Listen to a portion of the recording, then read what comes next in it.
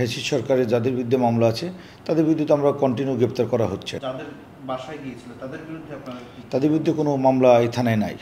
মূলত তারা গিয়েছিল ওখানে হলো সাবেক যে সংরক্ষিত আসনের এমপি ছিলেন, ওনার বাসায় যে তার হাজব্যান্ডকে তাকে না পেয়ে হাজব্যান্ডকে বলেছিল যে আপনারা তো আওয়ামী লীগ করেন, তো যদি টাকা পয়সা না দেন তাহলে পুলিশকে এবং সেনাবাহিনী দিয়ে আমরা গ্রেপ্তার করাবো আপনাদের।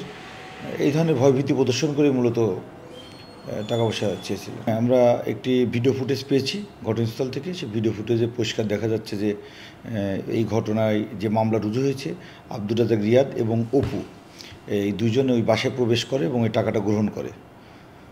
কালকে পুনরায় আবার টাকাটা আনার জন্য যায়, বাকি টাকা আনার জন্য যায়। প্রথম দিন যেয়ে ওরা 10 লক্ষ টাকা গ্রহণ করে এবং স্বর্ণলঙ্কার দাবি করে, আরও 40 লক্ষ টাকা তাদের দাবি ছিল, সেটা মূলত আনার জন্য। মাঝখানে ওরা আরও একদিন ওখানে যায় এই টাকাগুলো আনার জন্য।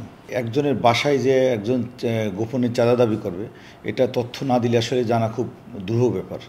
তো কালকে আমাদেরকে জানানোর সাথে সাথেই আমি সেখানে আমাদের টিম পাঠিয়ে আটক করার ব্যবস্থা করি। ঘটনার সূত্রপাত হলো, আগেরটা তো 17 তারিখ, সেটা হাইট ছিল, আমাকে বলেননি। গতকালকেরটা ছিল 5:30টার দিকে বিকেল। তো আমাদেরকে জানানোর পর তাৎক্ষণিক আমি ব্যবস্থা নিই সেখানে।